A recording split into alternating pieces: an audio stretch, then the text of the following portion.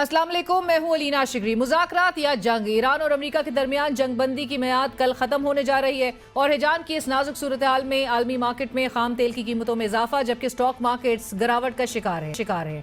आमनाए Hormuz की अमरीकी नाकाबंदी और ईरानी बहरी जहाज को कब्जे में लेने के बाद जंग बंदी खतरे में नजर आती है। अमरीकी वफ्द नायब सदर जेडी वैंस की सरबराही में कुछ देर बाद पाकिस्तान पहुंचने वाला है। ताहम ईरान ने इस्लामाबाद टॉक्स के हवाले से मोहतात रवैया अपनाते हुए मुज़ाकरात और जंग दोनों के लिए तैयार रहने का इशारा दिया है। अमरीकी सदर डोनाल्ड ट्रंप ने अपने हालिया पैगामात में पाने का इंदिया देते हुए कहा कि इजराइल ने कभी भी मुझे ईरान के साथ जंग के लिए मजबूर नहीं किया। ईरान के साथ हमारे मुज़ाकरात होने जा रहे हैं। नायब सदर जेडी वैंस, स्टीव विटकॉफ और जैरेड कुशनर पर मुश्तमिल अमरीकी वफ्द ईरान के साथ अमन मुज़ाकरात के लिए पाकिस्तान रवाना हो चुका है। अगर ईरान के नए लीडर स्मार्ट हुए तो ईरान का मुस्तकबिल खुशहाल हो सकता है। कोई पेशरफ्त होती है तो मुझे ईरानी क़यादत से मुलाकात करने में कोई मसला नहीं। अलबत्ता इससे कबल ईरानी वज़ारत ख़ारजा के तर्जुमान इस्माइल बकई साहब का कहना था, जंग बंदी के निफाज के आगाज़ ही से अमरीका ने खिलाफ वर्जी की। हमने इस बारे में पाकिस्तानी सालिस को आगाह कर दिया था। बहरी नाकाबंदी नाफिज करके अमरीका ने जंग बंदी मुआहिदे की खिलाफ वर्जी की। हम पिछले मुज़ाकरात के दौरान अमरीका के हमलों को नहीं भुला सकते। हम अपने कौमी मफादात का दिफा जारी रखेंगे। अगर अमरीका और इजराइल नई जारियत शुरू करना चाहते हैं तो हमारी मुसल्लह अफवाज तैयार है और मुनासिब जवाब दिया जाएगा। दूसरी जानिब मुल्क की माशी हालात को लेकर रोजाना नए नए इंकशाफात हो रहे हैं। स्टेट बैंक ऑफ पाकिस्तान की दस्तावेजात के मुताबिक मौजूदा हुकूमत ने इक़्तिदार संभालने से लेकर अब तक 2 साल में 15,072 अरब रुपए का तारीखी कर्ज लिया है, जो तकरीबन 21 अरब रुपए रोजाना बनता है। उधर सिक्योरिटीज एंड एक्सचेंज कमीशन की जानिब से 1 अरब 19 करोड़ रुपए से जायद की खतीर रकम बतौर तनख्वाहों, मराआत, बकायाजात, पेंशन और ग्रेचुटी अदा कर दी जाती है, जिससे तकरीबन कोई 61 करोड़ रुपए टर्मिनल बेनिफिट्स और तकरीबन 58 करोड़ रुपए की रकम माजी की अदायगियों की मद में अदा की गई। पंजाब में सिर्फ एक रोज में रोटी की कीमत में 6 रुपए का इजाफा हो जाता है, लेकिन वजीर आला मरियम नवाज साहिबा की तरजीहात में शीशे से बना हुआ सयाहती पुल है। सवाल यह है कि जब मुल्क शदीद माली दबाव का शिकार है तो क्या ऐसे फैसले अवामी मफाद से हम आहंग करार दिए जा सकते हैं? सबसे पहले प्रोग्राम में चलते हैं, बात करेंगे जो ईरान और अमेरिका के दरमियान मुज़ाकरात का राउंड 2 किस जानिब बढ़ता हुआ दिखाई देगा। हमें इस वक्त प्रोग्राम में ज्वाइन कर रहे हैं शमशाद अहमद खान साहब, नीड्स नो इंट्रोडक्शन, साबिक सेक्रेटरी खारजा। सर अस्सलाम वालेकुम, thank you for joining us. Shamshad साहब, गुफ्तगू का आगाज़ इसी हवाले से कि ये जो राउंड 2 की पूरी प्रिपरेशंस हो रही हैं, इस्लामाबाद में भी हाइटेंड सिक्योरिटी है।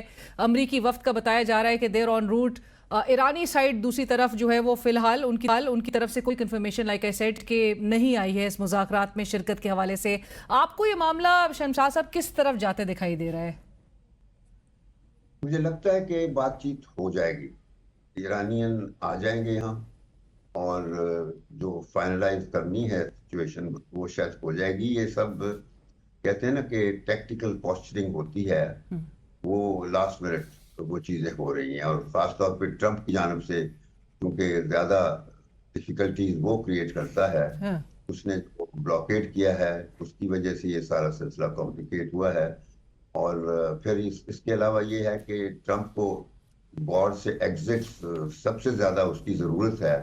उसको एहसास हो गया है कि वो गलती कर बैठा है, अब उसको निकलना है इससे, क्योंकि डोमेस्टिक प्रेशर बहुत है उस पर, बहुत अकेला रह गया है। दुनिया में तो अकेला रह ही गया है, वो अपने मुल्क में भी अकेला रह गया है और अब चाहता है कि जल्दी से कोई एग्रीमेंट हो जाए और कल बातचीत होगी। और चूंकि वाइस प्रेसिडेंट आ रहा है जेडी वैंस, तो वो पहले भी ईरानियों के साथ थोड़ी बहुत अंडरस्टैंडिंग कर गया था और मेरे ख्याल में तो उसी राउंड में ये कोई एग्रीमेंट साइन हो जाता।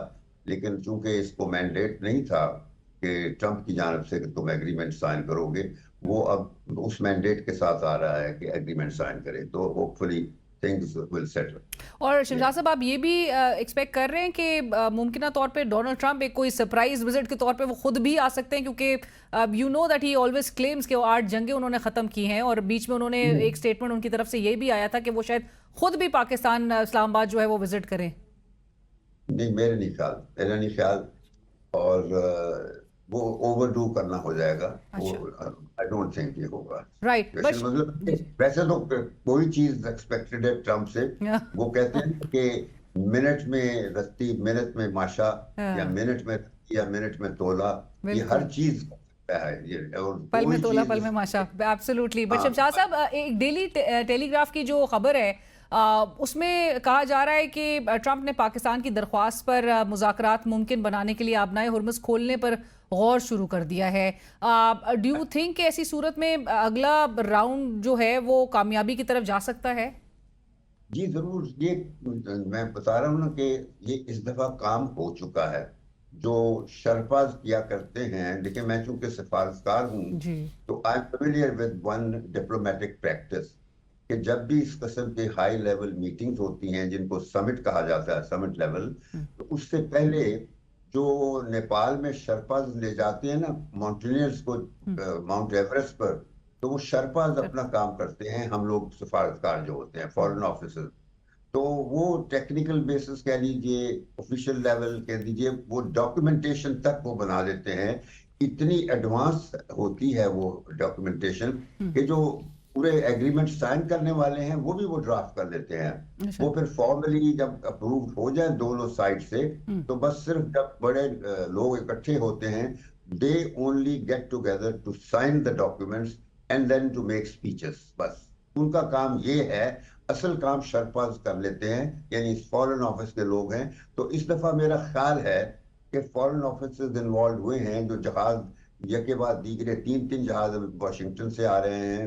ईरानियंस वैसे भी खैर उनकी हर लेवल पे यहाँ पे भी मौजूदगी है, तो उस तरीके से हमारे लोग उनको कंसल्टेशन में रखते होंगे।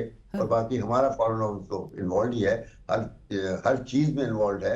और देखा जाए तो इस सारे क्राइसिस में जब से ये शुरू हुआ है, हमारे फॉरेन ऑफिस ने इंश्योर किया है कि जो फॉरेन पॉलिसी के हमारे कॉन्स्टेंट्स हैं उनसे हम कभी भी ना हटें। अब तक हम बिल्कुल ठीक काम कर रहे हैं as far as foreign policy is concern. Right. But Shamshad sahab, diplomacy में कंसिस्टेंसी कितनी ज़रूरी है? क्योंकि आप भी जिस तरह से कह रहे हैं, अमेरिकी सदर के अगर स्टेटमेंट्स अभी कुछ रोज़ के उठा के देख लिए जाएं, उसमें इतनी वॉलेटिलिटी नज़र आती है। हाल ही में जब वो कहते हैं कि अगर तो हमने बड़ी अच्छी एक रीजनेबल डील इनको ऑफर की है ईरान को, अगर नहीं ऑप्ट करते हैं वो, तो फिर United States is going to knock out every single power plant, every single bridge in Iran, इस किस्म की बातें। फिर आपने ये भी उससे कबल देखा कि ईरान ने जब अपना हुर्मुज़ खोलने का ऐलान किया तो ट्रंप ने ईरानी क़यादत का शुक्रिया अदा किया था, लेकिन बावजूद उसके हुर्मुज़ का मुहासरा ख़त्म नहीं हुआ, ब्लॉकेड अभी भी जारी है, और अब तो बल्कि ईरानी बहरी जहाज़ भी अमेरिका के कब्जे में है।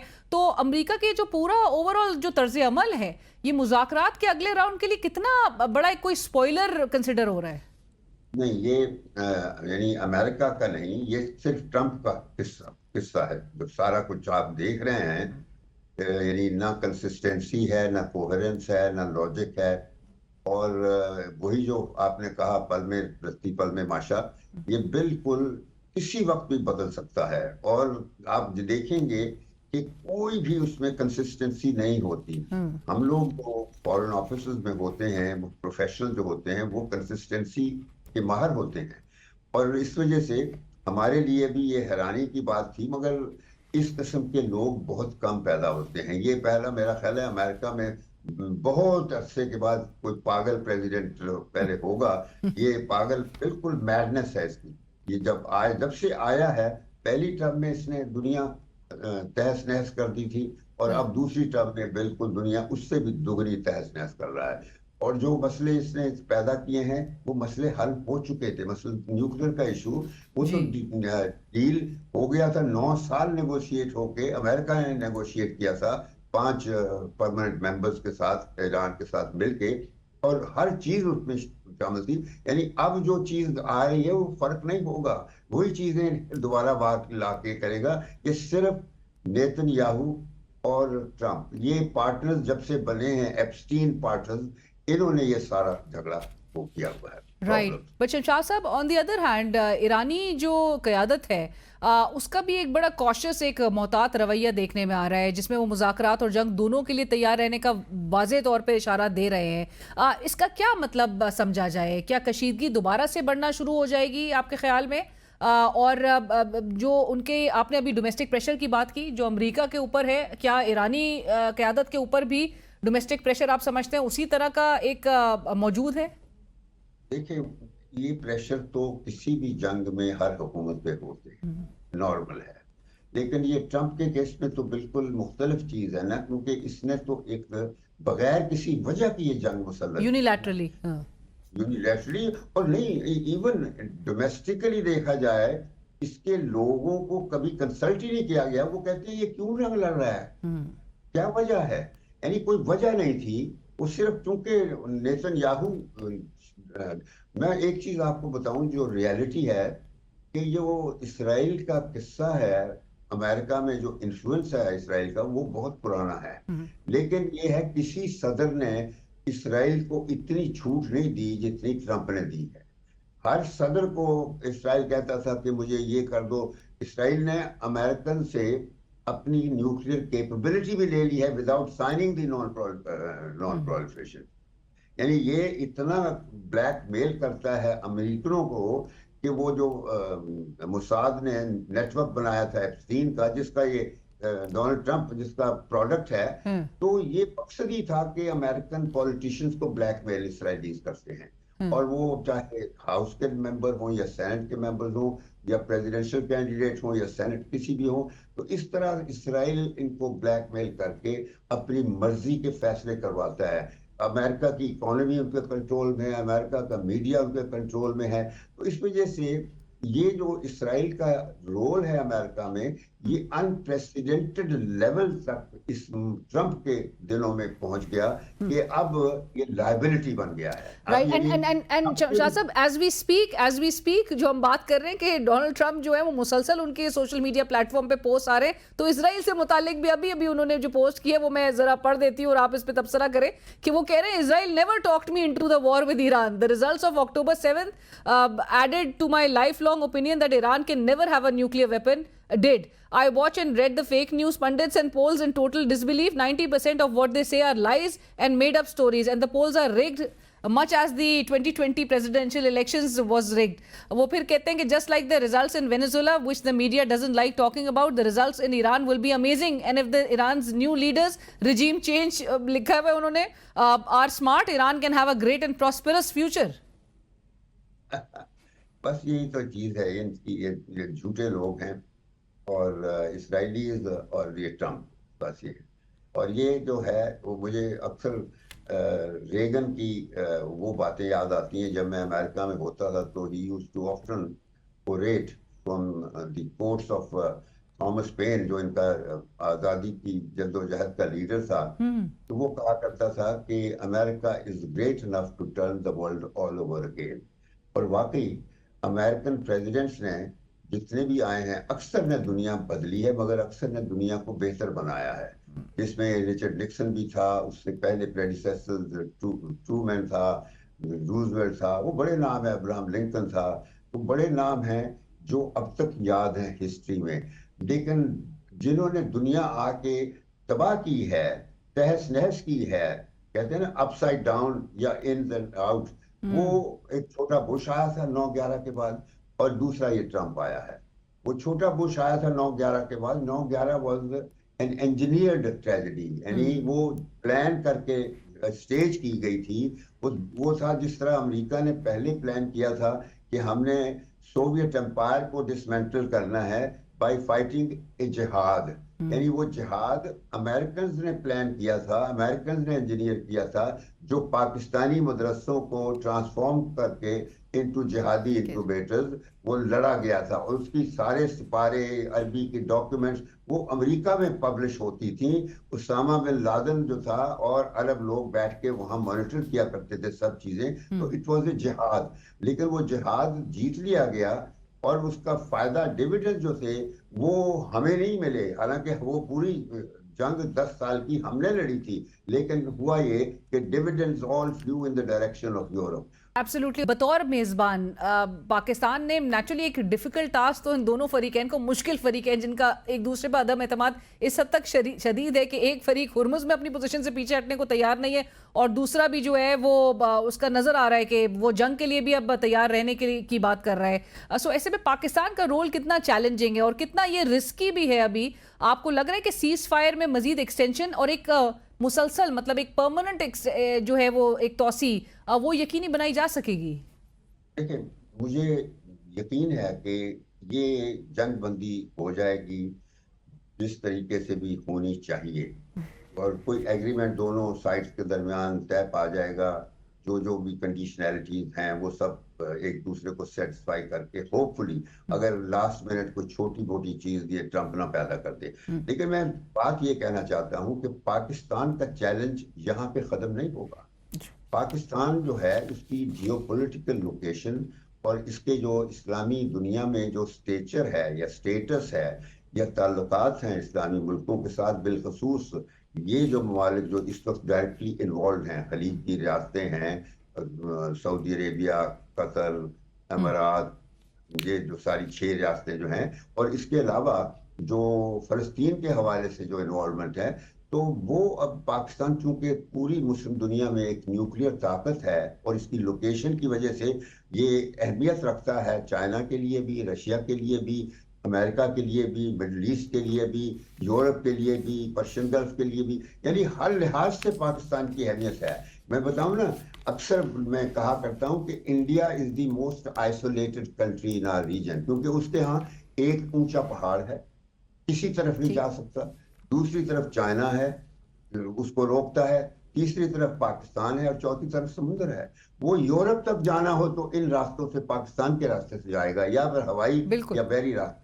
हम ब्रिज हेड हैं, पूरी दुनिया में ब्रिज हैं, हर खित्ते के साथ हमारी लिंकेज है, खुश्की के रास्ते, दरियाओं के रास्ते, समुद्रों के रास्ते, एयर के रास्ते, और लिंकेज प्रोवाइड करते हैं। जिस तरह चाइना को हमने लिंकेज प्रोवाइड किया हुआ है आउटसाइड वर्ल्ड के लिए, इसी तरह यूरोप को ईस्ट एशिया के साथ मिला दिया है, यूरोप को नॉर्थ एशिया के साथ मिला दिया। ये जो एडवांटेज है, इसका सबसे बड़ा चैलेंज और अपॉर्चुनिटी अभी इट लाइज अहेड। सारी सुलह जो है पाकिस्तान ने करवानी है आपस में बैठा के, और एग्रीमेंट ऐसा होगा कलेक्टिव सिक्योरिटी वाला कि हम अपने आप को सिक्योरिटी मुहैया करेंगे, अपनी भी और एक दूसरे की, और वो बड़ी जामे सिक्योरिटी होगी। जंगें लड़ने के लिए नहीं होगी, वो जंगें प्रिवेंट करने के लिए होंगी, और इस खित्ते को वो सिक्योरिटी मुहैया करनी होगी जिससे इस खित्ते की दौलत जो है वो भी यहीं रहे, बजाय पहले तो ये होता था कि ये अमेरिका और मगरब ले जाता था,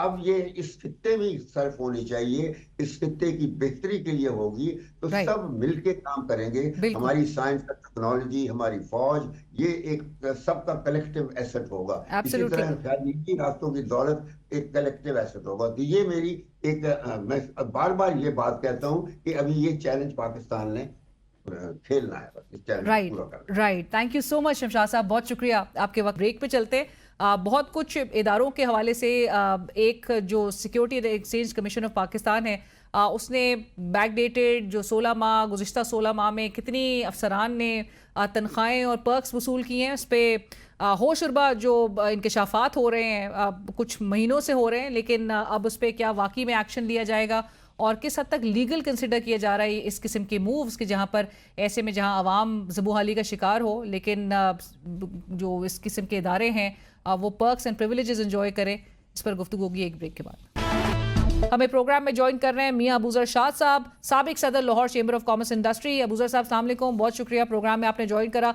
और हमारे साथ पैनल में मौजूद है सीनियर सहाफ़ी द न्यूज़ के साथ आप वाबस्ता है, तज्जियाकार मेहताब हैदर साहब। मेहताब साहब अस्सलाम वालेकुम, बहुत शुक्रिया आपका भी। और मेहताब साहब आपसे ही गुफ्तगू का आगाज़ करेंगे क्योंकि स्टोरी आपकी है, अगरचे इस पर जो है वो काफ़ी महीनों से बातचीत हो रही थी, इसकी बाज़गश्त थी।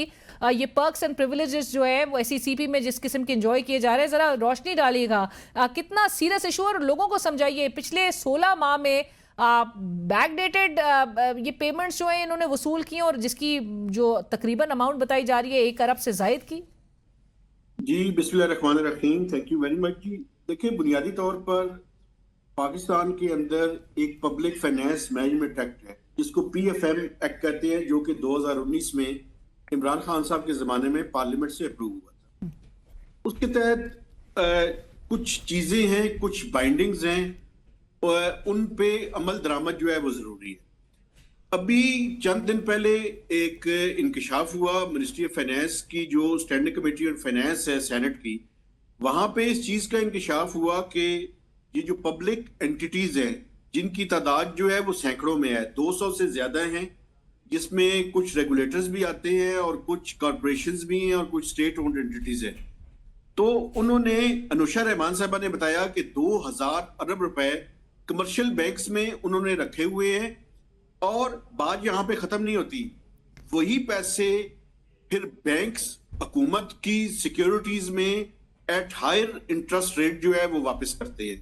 तो हुकूमत एक तरफ से उन्हें पैसे दे के उन बैंक्स की बैलेंस शीट को इंप्रूव करती है और फिर बैंक जो है वो हुकूमत को एट एक्सॉर्बिटेंट रेट्स या हायर रेट्स वो पैसे वापस करते हैं। तो उसी बहस के दौरान एक चीज का वहां पे इंकशाफ हुआ और वो इंकशाफ ये था कि security and exchange commission of Pakistan ने कोई 1.191 बिलियन रुपीस जो है वो जो सबका चेयरमैन और कमिश्नर्स और उनका नीचे पूरा स्टाफ था उन्होंने पॉलिसी बोर्ड से उसकी अप्रूवल ली है। अच्छा, बसीद जर्नलिस्ट जब एक चीज आपके सामने उसका इंकशाफ हो जाता है तो मैंने फिर उसके डॉक्यूमेंट्स हासिल किए और वो डॉक्यूमेंट्स ये बताते हैं कि पॉलिसी बोर्ड ने जुलाई 2023 से लेकर 31 अक्टूबर 2024 तक का जो अरसा है, इस अरसे के दौरान जो चेयरमैन और बाकी बोर्ड के मेंबर थे उन्होंने अपनी तनख्वाह पिछले 16 महीने की बढ़ाकर और बाकी लोगों की भी बढ़ाई, कुछ पेंशन फंड्स में इजाफा किया और उसी दिन या उससे अगले दिन वो तनख्वाह जो है वो उन्होंने विड्रॉ कर ली। अच्छा, बात यहां पे खत्म नहीं हुई। पब्लिक फाइनेंस मैनेजमेंट एक्ट जो 2019 में पास हुआ है वो ये कहता है कि ये पैसे वो ड्रा नहीं कर सकते जब तक कंकरेंस ना हो मिनिस्ट्री ऑफ फाइनेंस की। तो मिनिस्ट्री ऑफ फाइनेंस की कंकरेंस उसके बारे में नहीं ली गई। और मैं आपको बताऊं, आपके प्रोग्राम में मैं एक और इंकशाफ कर रहा हूं, यहां तक उसमें दीदा दिलेरी की गई मुबैना तौर पर कि ऑफिशियल मिनट्स मौजूद नहीं है उस पॉलिसी बोर्ड की मीटिंग के। ऑफिशियल उसकी मीटिंग्स के मिनट्स मौजूद नहीं है मौजूद, और वो पैसे 1.191 बिलियन रुपीस डोल आउट कर दिए गए in violation of public finance management act. अब ये मामला पब्लिक अकाउंट्स कमेटी के सामने भी जा सकता है क्योंकि ऑडिटर जनरल भी इस पे बात कर रहे हैं, लेकिन ये एक सीरियस इशू है। अब देखना ये और आपके ख्याल में ये मेहताब साहब नैब और एफआईए को भी रेफर हो सकता है अगर तो चाहें तो, अगर नियत किसी की हो ऐसी? बिल्कुल हो सकता है। मुझे तो लगता है कि ये मामला आगे नैब को जाएगा, लेकिन अभी चूंकि वो सारा प्रोसेस हुआ नहीं है जी, और पार्लियामेंट के ऊपर है कि अब पार्लियामेंट इसको किस तरफ जो है वो रेफर करती है। राइट। अबूजर साहब, आप गुफ्तगू सुन रहे थे मेहताब साहब की भी, ये बैक डेटेड पेमेंट सर कैसे की जा सकती है सीसीपी ऑफिशियल्स को? एज पेमेंट्स सब जानते हैं रेट्रोस्पेक्टिवली तो नहीं की जा सकती, और क्या रेट्रोस्पेक्टिवली अगर तो ये अप्रूवल्स मिल भी रही हैं जो एससीसीपी कहता है ने खुद करवा ली, बोर्ड से खुद ही अप्रूव करवा ली, ये लीगलाइज एक पोजिशन है? बहुत शुक्रिया। मेहताब साहब के सामने तो एक वो मेहताब हैं और उनके सामने तजर्बे के सामने हम बोल तो नहीं सकते।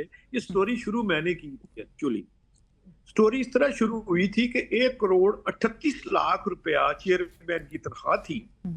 खाली तनख्वाह चेयरमैन की नहीं थी, बोर्ड मेंबर की भी तनख्वाह 1.35 1.32 इसके करीब थी, 1.25 करोड़ से ज्यादा थी। मुझे एक दिन एक सिफारिश आई कि जी फलां बंदे को आप इन्वेस्टमेंट बोर्ड में चेयरमैन लगा दें, आप उसके मेंबर हैं, आप इसको समरी अप्रूव कर दें। मैंने कहा जी जो फैक्ट्री इंडस्ट्री है वो तनख्वाह लेता है 3,90,000 रुपया, और मैं कैसे 20 लाख रुपए पे एक बोर्ड के ऊपर बंदा रख दूं?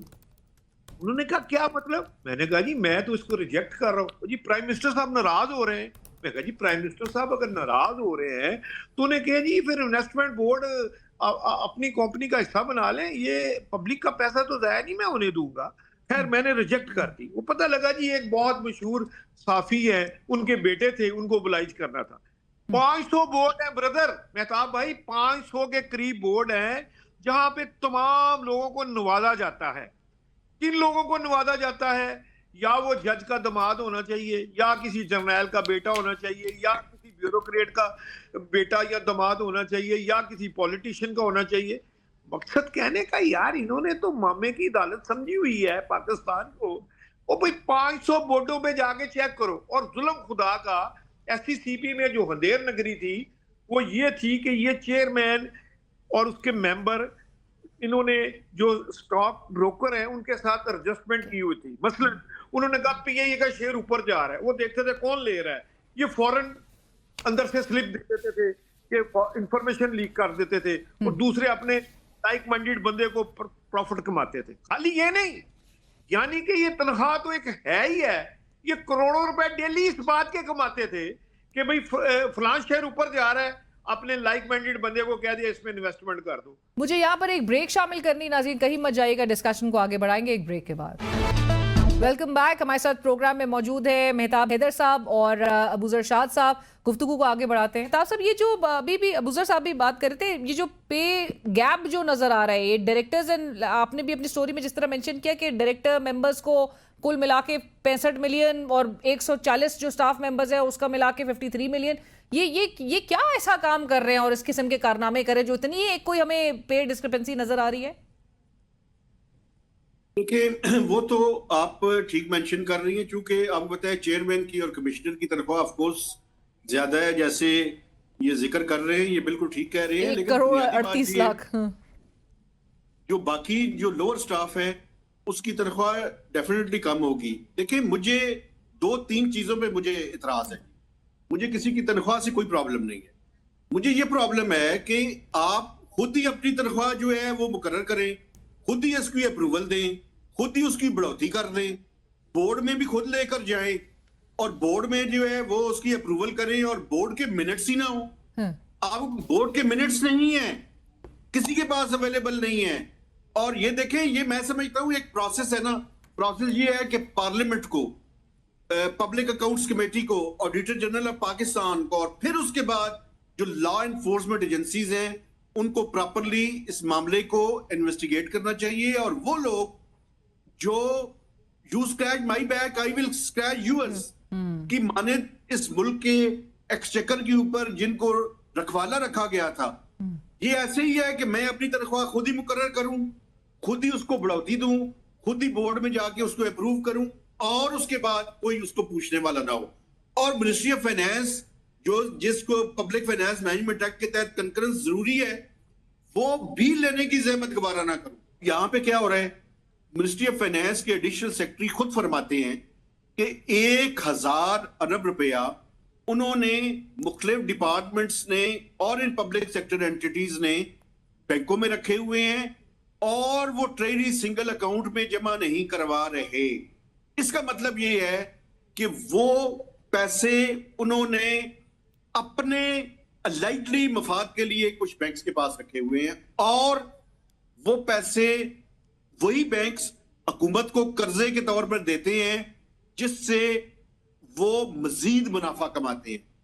तो मुझे ये समझ नहीं आ रही कि ये गवर्नेंस का जो स्ट्रक्चर है ये किस अंदाज में जो है वो चलाया जा रहा है। प्रॉब्लम ये है कि ये हेयर से नहीं है, ये जज्बात नहीं है, ये वो फैक्ट्स एंड फिगर्स हैं जो इस टाइम पार्लियामेंट के सामने हैं।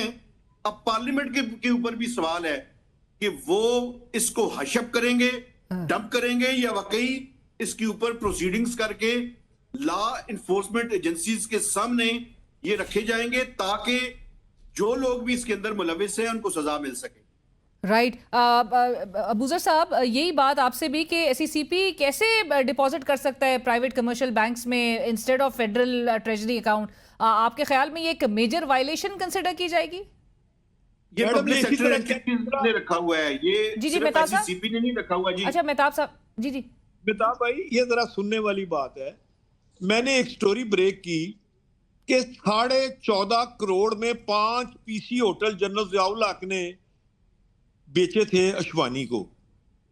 मैंने फिर कहा कि 1992 में maple leaf factory Tarak Sehgal को 17.5 करोड़ रुपए में बेची गई और इसी तरह ही मुस्लिम कमर्शियल बैंक 3 अरब रुपए में तारक मियां मंशा को दिया गया। और भाई, जिस तरह 10 अरब रुपए में आपने PIA बेच दी और जिस तरह आपने 12 अरब रुपए में पंजाब का जहाज ले लिया, और भाईजान ये स्टोरियां असल में ना हमारी स्टोरियां ये रद्दी की टोकरी में फेंक देते हैं, मगर बात ये है कि आने वाले वक्त में ये हिसाब देना पड़ेगा। मैं आपको एक छोटी सी स्टोरी सुनाऊं।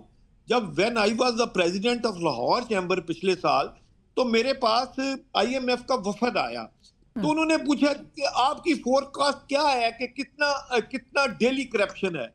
मैंने उन्हें कहा जी 3 अरब रुपए की है। तो वो शॉक्ड हो गए, यार 3 अरब रुपए डेली करप्शन है पाकिस्तान में। मैंने कहा जी मेरे जो तजुर्बा है और जो मुझे रिपोर्टें हैं, जो मैंने फैक्ट एंड फिगर इकट्ठे किए हैं, वो ये है। और पता लगा जी 3 महीने बाद वो 7 अरब 20 करोड़ रुपए रोज की करप्शन थी, यानी कि 5500 अरब रुपया 2 सालों में करप्शन की नजर हुआ है। जनाब बात यह क्या हो गया, उसका पार्लियामेंट ने उसका क्या कर लिया है। और सेकेंडली बात, मैंने स्टोरी ब्रेक की आज से साल पहले कि जनाब 12 अरब डॉलर 2 साल में ऑफिशियल यहां से गायब हुआ है। और ये पाकिस्तान की तकरीबन कोई 8000 कंपनियां दुबई जाकर रजिस्टर्ड हुई हैं। तो जनाब अब देखें, हफ्ता पहले मोहसिन नकवी साहब ने 100 कहा बिलियन ये 100 अरब डॉलर के। मैडम बात यह है, हमारी याददाश्त बड़ी कमजोर है। बात यह है कि हम तो देखें बिजनेसमैन लोग हैं, हम तो एक एक लम्हे की रिपोर्ट आपको बता रहे हैं हो क्या रहा है। बट अबूजर साहब वो तरदीद भी आ गई थी, वो वजाहत आ गई थी वजारत दाखिला की तर्जुमान की तरफ से कि उन्होंने डॉलर का जिक्र नहीं किया था। पर मेहताब साहब, ये जो पिछले 2 सालों में हुकूमत के भी जो कर्जों में तारीखी इजाफा हुआ है, इस पर जरा बता दीजिए। एक तरफ तो हमारी आवाम है जो कि जिसे 2 वक्त की रोटी पूरी करना मुश्किल हो गया है, दूसरी तरफ हुकूमत जो है वो मुसलसल कर्जे पे कर्जा ले रही है, फिर आवाम को कहती है जी आप कमर कस लें पेट्रोलियम मसनूआत की कीमतों के मद में। और अभी जो जंगी सूरत हाल है उसमें भी बहरहाल कोई फिलहाल तो ब्रेक थ्रू नहीं अटेन हो सका। देखें, 2 चीजें हैं। कर्जा बढ़ने की बुनियादी वजह ये होती है कि किसी भी घर हो, कोई कंपनी हो या मुल्क हो, उसकी आमदन कम है और अखराजात ज्यादा है। चले, मैं आमदन के बारे में तो बाद में बात करूंगा, आमदन के बारे में मैं बात करूंगा, लेकिन अखराजात की बात हम अभी कर रहे हैं। आप ये देखें कि जिस मुल्क में इस तरह के लल्ले तलल्ले हों, विद रेट्रोस्पेक्टिव इफेक्ट जो है वो 16 माह की तनख्वाह जो है वो बढ़ा के ले ली जाए, और वो छोटी मोटी रकम ना हो, वो 1 अरब से ज्यादा की, और एक सिर्फ रेगुलेटर की मैं बात कर रहा हूं, और वो रेगुलेटर जिसने गवर्नेंस के जो असूल हैं वो दूसरे जो कॉर्पोरेट सेक्टर है उसके ऊपर इंप्लीमेंट करने हो, तो आप गवर्नेंस का अंदाजा लगा सकती हैं कि गवर्नेंस किस अंदाज में जो है वो हो रही है। तो बुनियादी तौर पर ये जो एक्सपेंडिचर साइड है पाकिस्तान में, देखें अभी हम ऑस्टेरिटी की बात कर रहे हैं। ऑस्टेरिटी जो है वो जंग के बाद ऑस्टेरिटी है। आप ये देखें कि पाकिस्तान में इस साल के दौरान नए इदारे कितने बने। हम बजाय इसके कि हुकूमत एक तरफ रैशनलाइजेशन की एक्सरसाइज कर रही है कि इदारों को कम करना है, जो कौमी खजाने पे पहले ही बोझ है उसको कम करना है, आप प्रैक्टिकली देखें तो कुछ इदारे बंद किए हैं तो कुछ बढ़ा दिए हैं, कुछ नए इदारे कायम कर रहे हैं। तो बुनियादी तौर पर यही वो चीज है जिसके नतीजे में जब आमदन कम होगी, अखराजात वहीं पे खड़े रहेंगे, तो आपके पास फिर एक ही हल होगा कि आप कर्जा लें, मजीद बोरोइंग, और अपना टाइम जो है वो बढ़ाएं। इसी वजह से मुल्क के कर्जों के अंदर इजाफा हो रहा है। और आमदन भी मैं आपको बताऊं, पाकिस्तान में या तो बिजनेसमैन जो फॉर्मल सेक्टर के अंदर है वो दे रहे हैं, या इनडायरेक्ट टैक्सेस हम दे रहे हैं। सबसे बड़ा जो विक्टिम है वो मैं समझता हूँ सैलरीड क्लास है। फॉर्मल सेक्टर भी है, क्योंकि उसकी वजह ये है कि उनके ऊपर इतना बोझ लाद दी है कि वो अब पाकिस्तान में उनके लिए, मुझे नहीं समझ आती, ये आपको बता सकते हैं कि ये बिजनेसमैन कैसे अपने बिजनेसेस को इस टाइम चला रहे हैं, या फिर वो लोग जो टैक्स नेट्स में है ही नहीं। मैं अपने भाई की जरा थोड़ी सी इस्लाह कर दूं। वो पब्लिक अकाउंट कमेटी के पास जो फिगर गई है वो 1 अरब 90 करोड़ से ज्यादा है। अच्छा, एक तो वो ऐड कर लें, दूसरा हमारा 17,500 अरब का टोटल बजट था 2025-26 का, जिसमें से 8800 अरब रुपया तो जनाब आपका चला जाता है इंटरेस्ट पे, जो मार्कअप आप पे करते हैं। बाकी बचता है 8700 अरब रुपया।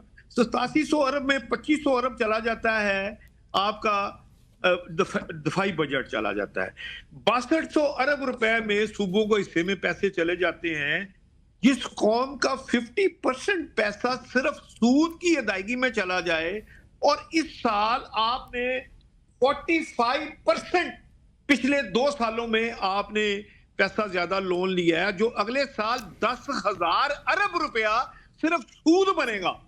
ये बात जरा पहले पॉइंट नोट कर लें जी। 2026-27 के बजट में आपका 10,000 अरब रुपया सूद है, ये नोट कर लें। और गंजी नहाएगी कि दूसरी तरफ आ जाए कि आपकी 3 अरब डॉलर की एक्सपोर्ट कम हो गई है। अच्छा, तीसरी तरफ आ जाए, आपकी इंपोर्ट जो है वो तकरीबन इस वक्त जो ऑफिशियल इंपोर्ट फिगर है वो तकरीबन इस वक्त कोई 72 अरब डॉलर के करीब है। अच्छा, 72 अरब डॉलर में अगर आप गिन ले तो 38 अरब डॉलर तो रेमिटेंस आ गई। अच्छा जी, अब देखें, अब उसमें अब आपके पास जो फर्क है वो है 34 अरब डॉलर आपके पास होने चाहिए। आपकी एक्सपोर्ट होगी 27 अरब डॉलर की, तो आपकी जो है उसमें 7 अरब डॉलर का शॉर्टफॉल आया। अच्छा, इसके अलावा एक बहुत बड़ी डकैती हो रही है जो तकरीबन 4 करोड़ डॉलर की डेली डकैती होती है, जो हवाले के जरिए कंटेनर क्लियर होते हैं कस्टम कराची पोर्ट पे और दूसरे रास्तों से आ रहे हैं। भाई, हम तो बातें कर रहे हैं, हम तो इनको समझा रहे हैं, हम मुल्क की बेहतरी के लिए बात कर रहे हैं कि मुल्क मेरा भी उतना है जितना प्राइम मिनिस्टर ऑफ पाकिस्तान का है। कोई प्राइम मिनिस्टर ऑफ पाकिस्तान इस मुल्क का मालिक नहीं है, ये बाबर बादशाह नहीं है, ये मुगल सल्तनत नहीं है, इसका साथ देना पड़ेगा। अबूजर साहब, अभी हम जो बात कर रहे हैं और जिन हालात में कर रहे हैं, उधर आपकी भी तरफ लोड शेडिंग का जो सूरत हाल है वो लाइट जा चुकी है। ये मेरे ख्याल से अब ये अलमिया रह गया है इस मुल्क में, जिस तरह से एक पावर लोड मैनेजमेंट का सिलसिला जो है वो नजर आ रहा है। But thank you so much, वक्त की कमी है। अबूजर साहब, आपका भी बहुत शुक्रिया। मेहताब हैदर साहब, thank you so much for joining us. और इसी के साथ ही प्रोग्राम की टीम अलीना शिगरी को कल तक के लिए इजाजत दीजिए। अल्लाह हाफिज।